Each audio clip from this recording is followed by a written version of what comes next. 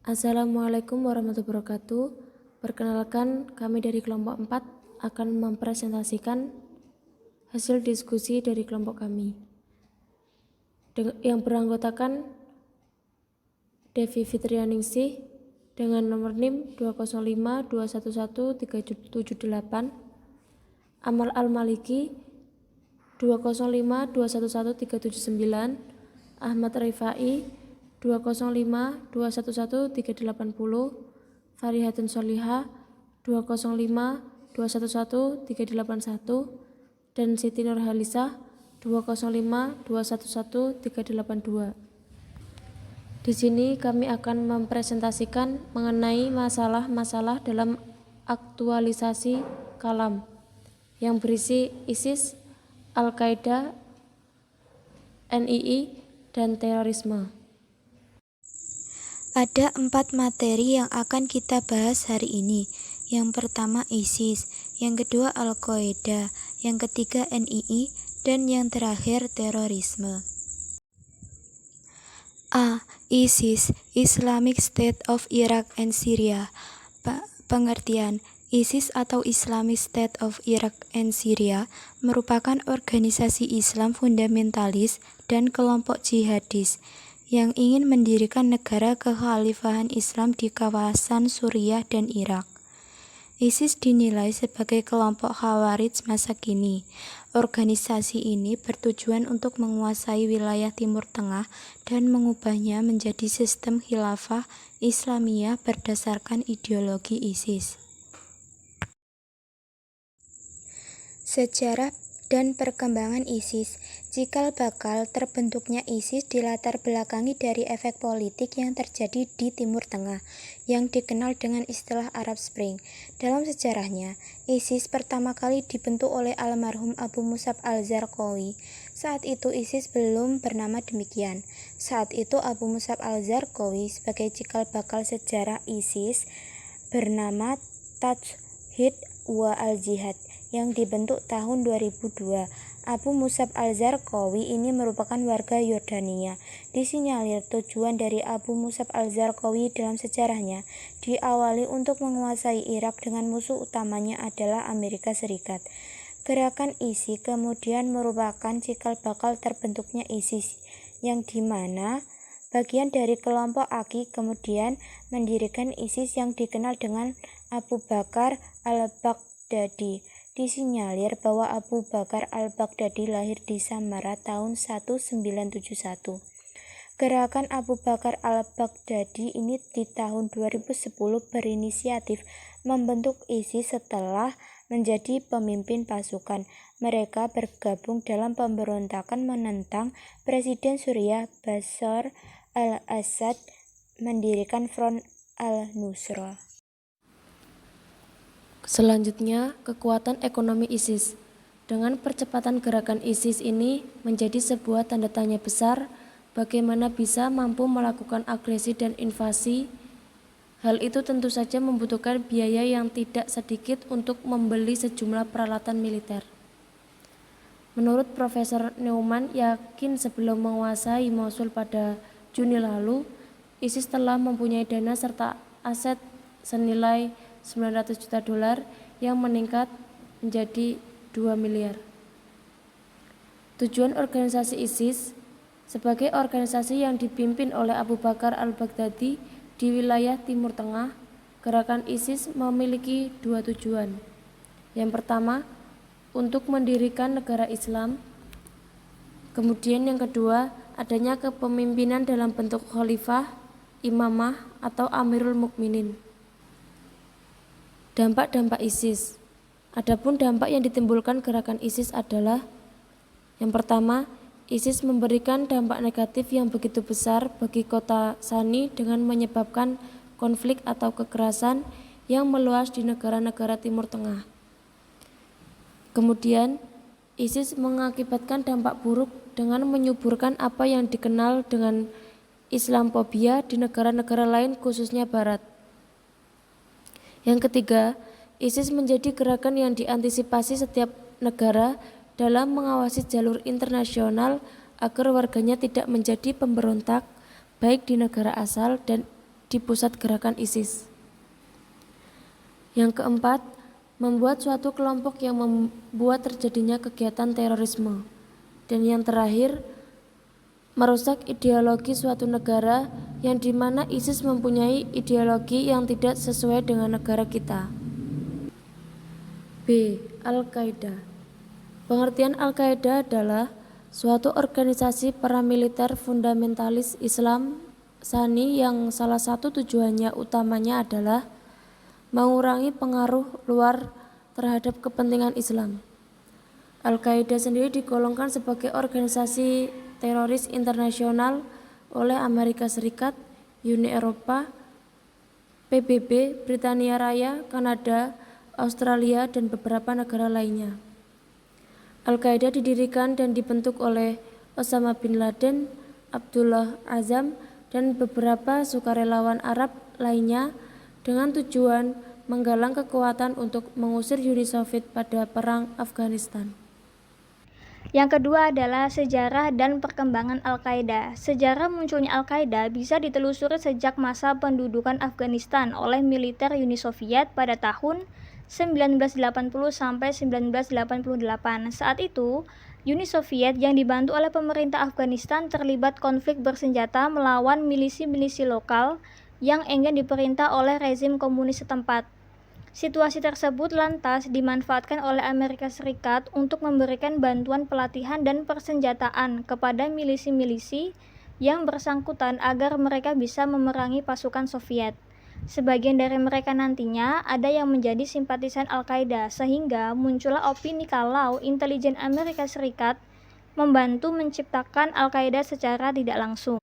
Perang Soviet di Afghanistan juga memancing masuknya para relawan dari luar Afghanistan untuk ikut berperang bersama-sama dengan milisi lokal Afghanistan atas dasar solidaritas agama. Mereka inilah yang kemudian dikenal dengan sebutan mujahidin. Satu dari sekian banyak mujahidin tersebut adalah Osama bin Laden yang berasal dari Arab Saudi. Kemudian yang ketiga adalah jejaring Al-Qaeda. Sebagai kelompok teroris internasional, Al-Qaeda juga mempunyai jejaring di berbagai negara. Jejaring itu berupa adanya kelompok-kelompok franchise atau afiliasi Al-Qaeda di setiap negara. Nah, berikut merupakan beberapa kelompok afiliasi Al-Qaeda. Yang pertama adalah Abu Sayyaf Group. Didirikan pada awal tahun 90-an sebagai organisasi teroris Muslim Filipino atau MURO. Abu Sayyaf Group muncul sebagai pengganti gerakan Moro National Liberation Front dan Moro Islamic Liberation Front yang sudah tidak lagi beroperasi dengan aktif. Kemudian yang kedua adalah Al-Qaeda in Islamic Maghrib. Al-Qaeda in Islamic Maghrib terbentuk dari kelompok militan Al-Jazair yang sudah ada sejak lama.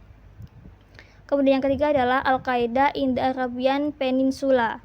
Al-Qaeda in the Arabian Peninsula terbentuk pada tahun 2009 dari penyatuan dua kelompok militan yang ada, yaitu Al-Qaeda in Yemen dan Al-Qaeda in Saudi Arabia.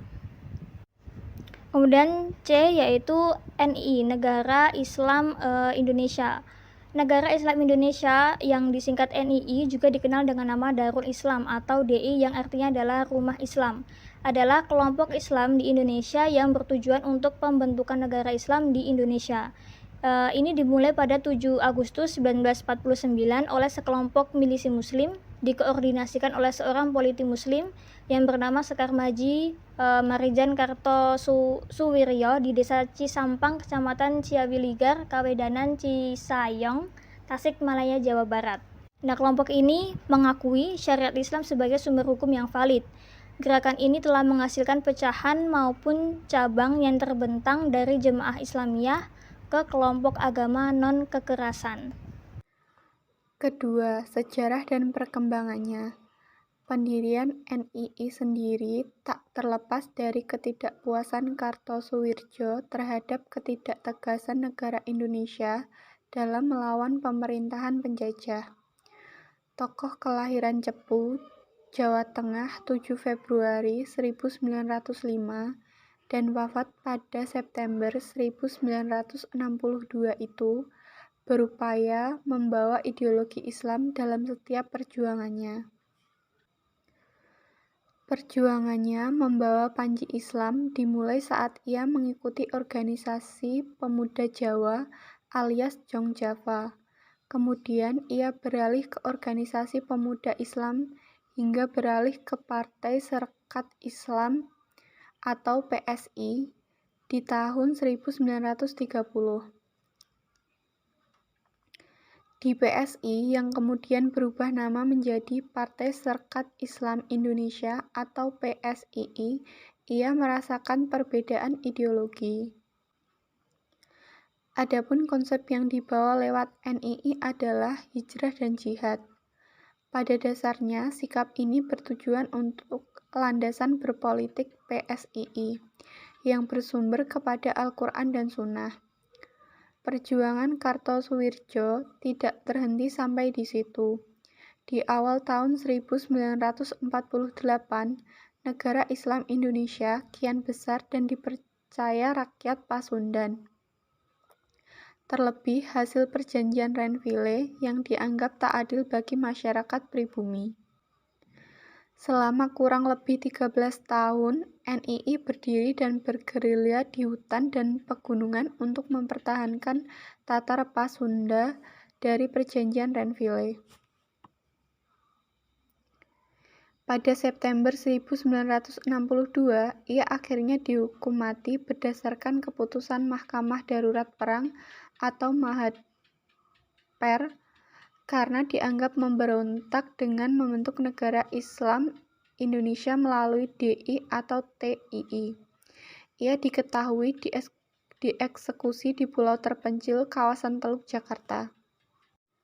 Ketiga, tujuan NII menjadikan Republik Indonesia yang saat itu baru saja diproklamasikan kemerdekaannya dan ada pada masa perang dengan tentara kerajaan Belanda sebagai negara teokrasi dengan agama Islam sebagai dasar negara. Dalam proklamasinya bahwa hukum yang berlaku dalam negara Islam Indonesia adalah hukum Islam. Lebih jelas lagi, dalam undang-undangnya dinyatakan bahwa negara berdasarkan Islam dan hukum yang tertinggi adalah Al-Quran dan Sunnah. Proklamasi Negara Islam Indonesia dengan tegas menyatakan kewajiban negara untuk membuat undang-undang yang berlandaskan syariat Islam dan penolakan yang keras terhadap ideologi selain Al-Quran dan hadis sahih, yang mereka sebut dengan hukum kafir. Keempat, bentuk penyimpangan. Penyimpangan NII atau Negara Islam Indonesia yang muncul sejak 28 Januari 2002 lalu, menurut Ketua FUI atau Forum Ulama Umat Islam, At-Tain Ali-Dai sebagai berikut. 1. Setiap muslim yang berada di luar gerakan tersebut dituduh kafir dan dinyatakan halal darahnya. Kedua, dosa karena melakukan zina dan perbuatan maksiat lainnya dapat ditebus dengan uang dalam jumlah yang telah ditetapkan. Ketiga, tidak ada kewajiban mengqadha saum Ramadan, tetapi cukup hanya dengan membayar uang dalam jumlah yang telah ditetapkan. Keempat, taubat hanya sah jika membayar apa yang mereka sebut sedekah istighfar dalam jumlah yang ditetapkan. Kelima, ayah kandung yang belum masuk ke dalam gerakan tersebut tidak sah menikahkan putrinya. Keenam, tidak wajib melaksanakan ibadah haji kecuali telah menjadi mas'ul atau pimpinan dalam jumlah yang ditetapkan, dan sebagainya. Terorisme. 1. Pengertian. Terorisme adalah tindakan yang menggunakan kekerasan dan kejahatan untuk menimbulkan ketakutan dalam usaha mencapai suatu tujuan tertentu, terutama dalam tujuan politik.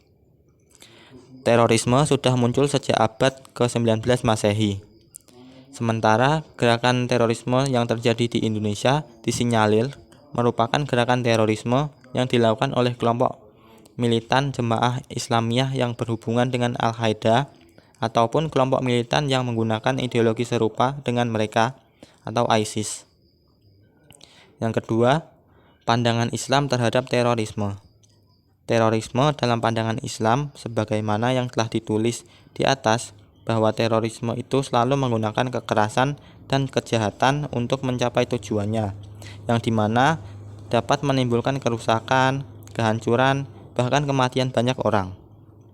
Perilaku seperti itu jelas bertentangan dengan ajaran agama Islam, karena Islam diturunkan sebagai rahmatan lil alamin, bukan untuk menimbulkan kerusakan, ketakutan, kehancuran, dan perselisihan di dunia ini. Islam berarti kedamaian. Ajaran Islam mengedepankan sikap toleran, tasamuh, dan menghargai setiap perbedaan manusia. Sangat banyak ayat Al-Quran yang melarang kekerasan, pembunuhan, dan perusakan di muka bumi. Allah Subhanahu wa Ta'ala menyamakan orang yang membunuh dan melakukan perusakan di bumi sama dengan membunuh seluruh manusia. Yang ketiga, penyebab radikalisme dan terorisme dalam Islam. Radikalisme dan terorisme dalam Islam melibatkan 3 faktor sekaligus, yakni faktor agama, faktor sosial, dan faktor psikologis. Yang pertama, faktor agama berupa dakwah amar ma'ruf nahi mungkar dan jihad dijadikan legitimasi untuk melakukan tindakan radikalisme atas nama agama. Yang kedua, faktor sosial berupa berbagai kasus ketimpangan sosial, ekonomi, dan politik merupakan pemicu utama yang dijadikan alat bagi pihak-pihak tertentu untuk membangkitkan kemarahan dan merasa diperlakukan tidak adil. Selain itu, kurangnya toleransi terhadap umat beragama dapat menjadi penyebab gerakan radikalisme dan terorisme. Cukup sekian presentasi dari kelompok kami. Kurang lebihnya mohon maaf. Wassalamualaikum warahmatullahi wabarakatuh.